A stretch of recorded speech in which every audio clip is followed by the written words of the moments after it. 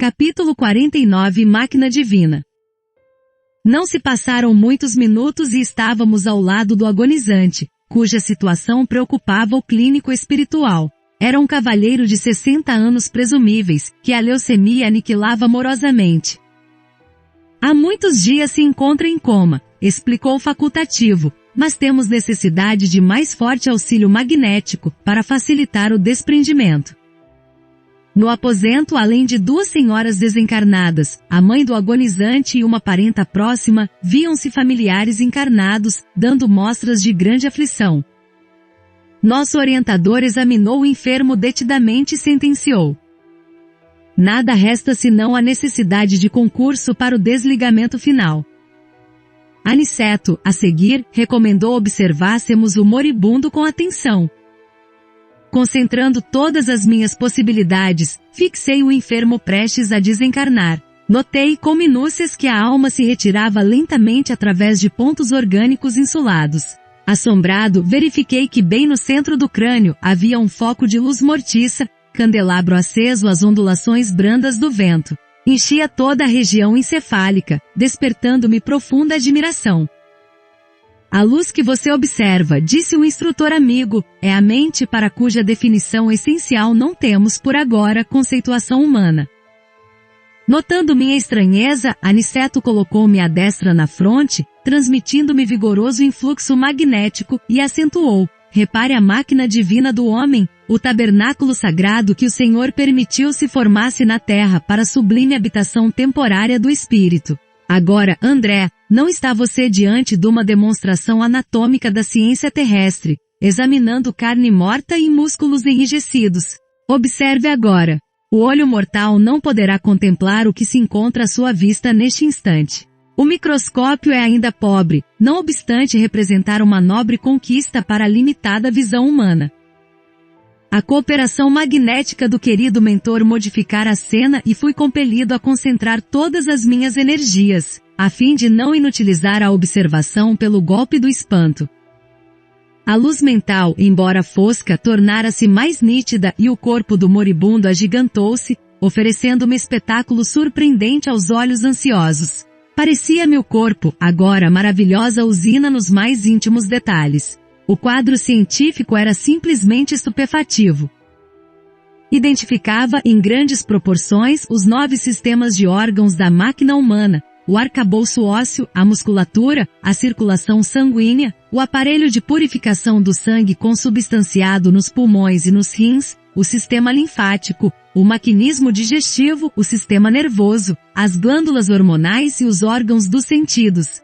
Tal revelação histológica era diferente de tudo que eu poderia sonhar nos meus trabalhos de medicina. A circulação do sangue semelhava-se a movimento de canais vitalizadores daquele pequeno mundo de ossos, carne, água e resíduos. Milhões de organismos microscópicos iam e vinham na corrente empobrecida de glóbulos vermelhos. Presenciava a passagem de formas esquisitas, à maneira de minúsculas embarcações carregadas de bactérias mortíferas. Elementos maiores da flora microbiana transformavam-se em pequeninos barcos hospedando feras minúsculas a centenas. Invadiam todos os núcleos organizados. Os órgãos como os pulmões, o fígado e os rins, estavam sendo assaltados, irremediavelmente, por incalculável quantidade de sabotadores infinitesimais. E à medida que se consolidavam os micróbios invasores em determinadas regiões celulares, alguma coisa se destacava lentamente da zona atacada, como se um molde sempre novo fosse expulso da forma gasta e envelhecida, reconhecendo eu, desse modo, que a desencarnação se operava através de processo parcial, facultando-me lações preciosas. Reparei que algumas glândulas faziam desesperado esforço para enviar aos centros invadidos determinadas porções de hormônios, que eram incontinenti absorvidos pelos elementos letais.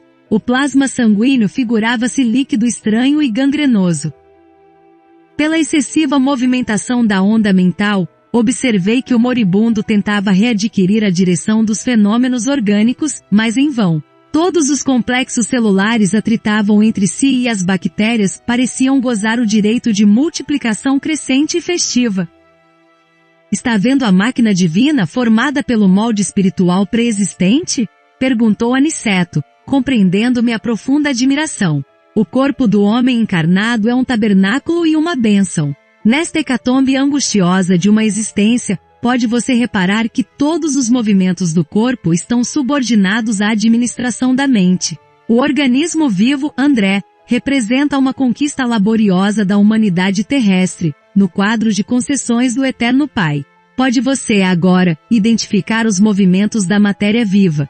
Cada órgão é um departamento autônomo na esfera celular, subordinado ao pensamento do homem. Cada glândula é um centro de serviços ativos. Há muita afinidade entre o corpo físico e a máquina moderna. São ambos impulsionados pela carga de combustível, com a diferença de que no homem a combustão química obedece ao senso espiritual que dirige a vida organizada. É na mente que temos o governo dessa usina maravilhosa. Não possuímos aí tão somente o caráter, a razão, a memória, a direção, o equilíbrio, o entendimento, mas também o controle de todos os fenômenos da expressão corpórea. Na sede mental e, consequentemente, no cérebro, temos todos os registros de distribuição dos princípios vitais aos núcleos celulares, inclusive a água e o açúcar. Os centros metabólicos são grandes oficinas de trabalho incessante. A mente humana, ainda que indefinível pela conceituação científica limitada na Terra, é o centro de toda manifestação vital no planeta. Cada órgão, cada glândula, meu amigo, integra o quadro de serviço da máquina sublime, construída no molde sutil do corpo espiritual pré-existente e por isso mesmo, chegará o tempo em que a ciência reconhecerá qualquer abuso do homem como ofensa causada a si mesmo. A usina humana é repositório de forças elétricas de alto teor construtivo ou destrutivo. Cada célula é minúsculo motor, trabalhando ao impulso mental. Aniceto calou-se por momentos, enquanto eu via, aterrado, os mais estranhos fenômenos microbianos no corpo do moribundo. Volveu ele a palavra educativa. Vemos aqui um irmão no momento da retirada. Repare a incapacidade dele para governar as células em conflito. A corrente sanguínea transformou-se em veículo de invasores mortíferos que não encontraram qualquer fortificação na defensiva. Observe e identificará milhões de unidades da tuberculose, da lepra, da difteria, do câncer, que até agora estavam contidos nos porões da atividade fisiológica, pela defesa organizada e que se multiplicam assustadoramente, de par com outros micróbios tão prolíferos quanto terríveis. A nutrição foi interrompida. Não há possibilidade de novos suprimentos hormonais. O agonizante retrai-se aos poucos e ainda não abandonou totalmente a carne, por falta de educação mental. Vê-se pelo excesso de intemperança das células, sobre as quais não exerce nem mesmo um controle parcial, que este homem viveu bem distante da disciplina de si mesmo. Seus elementos fisiológicos são demasiadamente impulsivos, atendendo muito mais ao instinto que ao movimento da razão concentrada. A falar verdade, este nosso amigo não se está desencarnando, está sendo expulso da divina máquina, onde, pelo que vemos, não parece ter prezado bastante os sublimes dons de Deus.